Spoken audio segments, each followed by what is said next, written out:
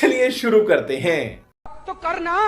पहला सवाल आपसे है, जब विदेश जाकर प्रधानमंत्री नरेंद्र मोदी पूर्ववर्ती कांग्रेस सरकारों पर हमला बोलते हैं तब देश का अपमान नहीं होता, लेकिन मौजूदा सरकार पर अगर राहुल गांधी विदेश में हमला कर दे तो वो देश का अपमान हो जाता है। कैसे? थोड़ी मर्यादा रखिए। ये तो मैंने कहा ही नहीं। देखिए, नकारात्मकता के गर्द में जो फंसे हुए और मोदी विरोध में धसे हुए, उनको पूरा अधिकार है कि वो मोदी जी को देश में भी बोलते हैं कब्र खुदेगी मोदी की, वो बाहर जाकर भी अपशब्द बोलते हैं, उसमें कोई समस्या नहीं है।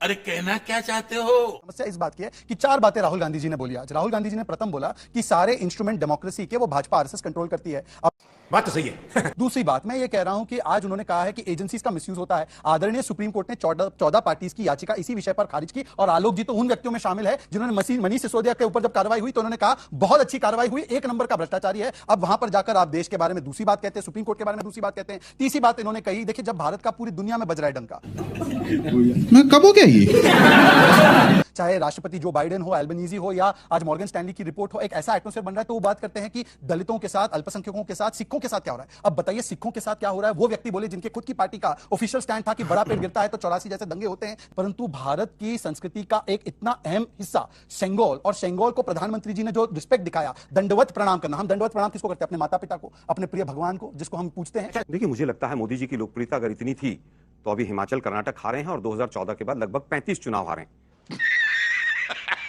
केवल लोकप्रियता के बदले तो बीजेपी ने उनको पीछे कर दिया। आज तो वसुंधरा राजे को साथ बैठा लिया अजमेर में, जिसको पूरी तरह से खिलाफ चल रहे थे।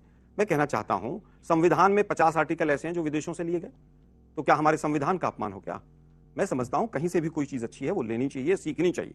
लेकिन आज जब हमारे देश के अंदर संविधान बन गया तो आप संगोल के सामने लेटें, फलाने के सामने लेटें, और दूसरी तरफ हमारी जो पहलवान बेटियां हैं उनके साथ पुलिस बर्बरता करे, तो ये संगोल का क्या आचार डालेंगे हम? मुझे लगता है कि आज संविधान सभी प्रतीकों के सामने पूरी तरह से संविधान आ गया है।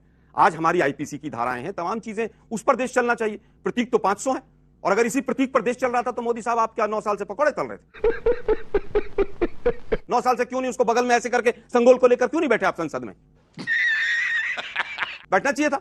तो क्या अटल बिहारी वाजपेयी ने संगोल को याद नहीं किया? तो अटल बिहारी वाजपेयी क्या हिंदू विरोधी हो गए थे? बड़ा हरामी हो बेटा। क्या तर्क देते हैं आप? आज के मुद्दों पर बात करें आप। जो बातें आज अभी अजमेर में मोदी साहब ने थोड़ी देर पहले कही हैं, शहजाद भाई नकारात्मकता की बात कर रहे थे, वो तो पूरा का पूरा नकारात्मक भाषण अभी अजमेर में दिया है। कांग्रेस ने ये कर दिया, कांग्रेस ने वो कर दिया, कांग्रेस की विधवा और खूनी पंजा, और मोदी साहब ने क्या क्या नहीं बोला। देश के प्रधानमंत्री विदेश में जाकर कहते हैं कि 1914 से पहले जिसका हिंदुस्तान में जन्म होता था उसको शर्म आती। ये देश के प्रधानमंत्री कहते हैं कि बीजेपी ना तो हमारी संस्कृति को और ना हमारे देश को इतना छुई मुई ना समझे, और देश देश होता है। अगर मोदी जी की खिलाफत की जाती है तो देश की खिलाफत नहीं, मोदी जी की नीतियों का अगर विरोध किया जाता है तो देश का अपमान नहीं होता है।